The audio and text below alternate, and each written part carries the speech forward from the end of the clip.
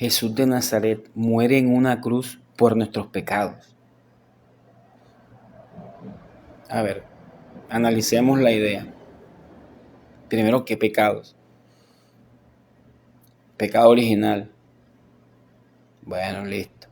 Y los demás pecados que existen, la lujuria, la envidia, toda la porquería que es el ser humano.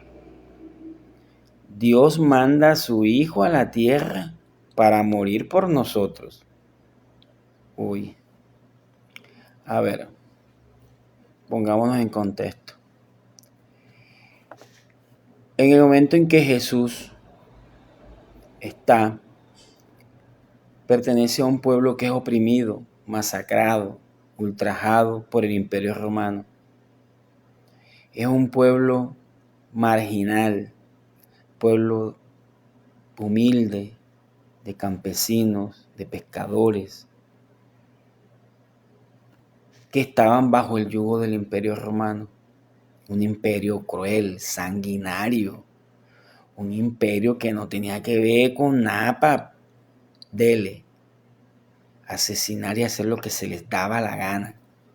Era un imperio poderoso, su ejército era poderosísimo. Las legiones de centuriones eran, mejor dicho, el pueblo de Jesús era un pueblo oprimido, como ya dije. Y él también se sentía incómodo con ese imperio romano que los masacraba y los volvía nada. Pero él tenía otra forma más suavecita de decir las cosas o de hacer las cosas o de ver las cosas. Él, como todo judío, conocía las profecías que aparecen en el primer libro, en el Antiguo Testamento, que hablaban sobre un profeta que iba a venir o sobre un salvador que iba a venir y acabar con todas las injusticias que estaba viviendo el pueblo de Dios, que ellos se hacían llamar el pueblo de Dios, el pueblo de Abraham, el pueblo de Israel, se hacía llamar el pueblo de Dios.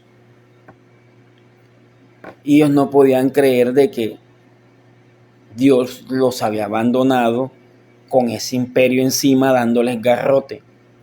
Entonces tenían esa ilusión, esa idea de que iba a llegar algún momento un Mesías y los iba a liberar de ese yugo que tenían, de ese abuso que tenían, porque era un pueblo demasiado abusado por el Imperio Romano, como todos muchos pueblos que existieron en su momento que fueron masacrados por ese imperio. Entonces tenían esa ilusión de que iba a llegar un Mesías y los iba a salvar. Cuando Jesús comienza con sus prédicas y sus cosas, pues él comienza a caer mal. El Imperio Romano y el ejército lo veían así como que este man viene a formar alboroto, viene a formar su vaina, viene a desestabilizar el orden que ya tenemos sobre ciertos pueblos o sobre este pueblo, a alborotarlo. Ellos le tenían mucho pánico a eso, mucho pánico, porque tenían que acabar con el pueblo. Entonces ellos a veces evitaban ciertas cosas para no pasarse de piña. Ellos eran sanguinarios, pero tenían su protocolo. Entonces, ¿qué pasa? Ven en Jesús una figura que viene a alborotar las cosas, que viene a desestabilizar las cosas, a desestabilizar el orden. Y por eso Jesús es asesinado por ellos, por Roma, por el Imperio Romano. Es asesinado. ¿Cuándo comienza a cambiar la idea de Jesús o Roma a aceptar?